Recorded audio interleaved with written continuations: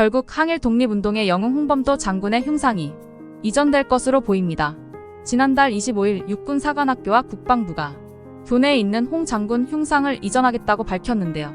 국방부는 철거 이후로 홍 장군이 소련 공산당 가입 이력이 있다는 것과 창군 이후 군사적 분야에 적합한 인물이 적절하다는 겁니다. 우선 홍 장군이 소련 공산당에 가입한 것은 사실입니다. 다만 이는 독립군 활동을 위한 것이라는 의견이 대다수입니다. 대한민국 임시정부도 1920년대 당시 소련의 지원을 받기도 했습니다. 또 국방부는 홍 장군이 자유시 참변에 가담했다는 의혹이 있다고 주장했는데요. 홍 장군은 참여하지 않았다는 것이 역사학계의 중론입니다. 소련 공산당이 김일성을 도와 6.25를 일으켰으니 홍 장군도 한패라는 논리도 나오는데요. 애초 홍 장군은 1943년 사망의 독립 6.25 전쟁과는 관련이 없습니다. 또 1920년대 홍 장군이 빨치산으로서 봉오동, 청산리 전투에 참여했다고 주장했는데요. 빨치산은 비정규군을 뜻합니다. 1920년은 정규군도 없고 국가도 없는 상황이라 독립군 모두 빨치산으로 봐도 무방합니다. 그때 활동한 걸 6.25 전쟁 당시 빨치산과 동일시한 겁니다. 또 국방부는 현재 흉상의 주인공들은 국난 극복의 역사가 특정 시기에 국한되는 문제가 있다.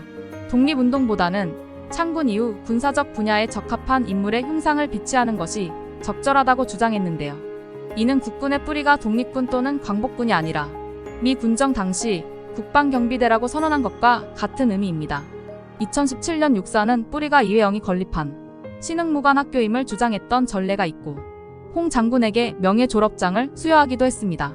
정권이 바뀌었다고 뿌리마저 부정하는 행태는 이해할 수 없습니다. 국방부의 이러한 행태를 두고 이중잣대라는 지적이 이어지고 있습니다. 박정희 전 대통령은 과거 남로당에서 군사 총책으로 활동하며 사형 선고까지 받은 이력이 있습니다. 그런데 육사 내에는 박 전 대통령이 쓴 휘호가 있습니다. 또 일각에서는 백선엽 장군의 흉상을 세울 수도 있다는 주장이 나오고 있는데요.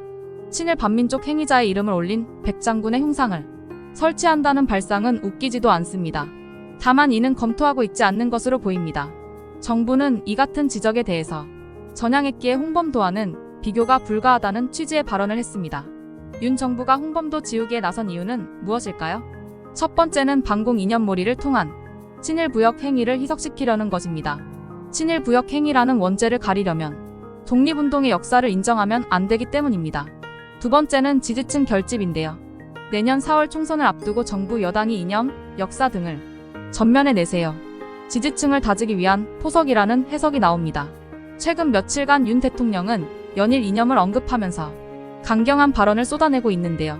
유인태 전 국회 사무총장은 뒤늦게 뉴라이트 의식의 세례를 받은 거 아닌가라고 지적했으며 실제로 윤 정부 곳곳에 뉴라이트 계열 인사가 다수 포진돼 있습니다. 심지어 중장기 교육 정책을 추진하는 국가교육위원회에 박근혜 정부 시절 역사 국정교과서 추진 주역들이 포함돼 있는데요. 홍 장군 흉상 이전은 이념 전쟁의 끝이 아닌 시작이 되는 상징적인 장면이 될 것으로 보입니다. 토마토픽이었습니다.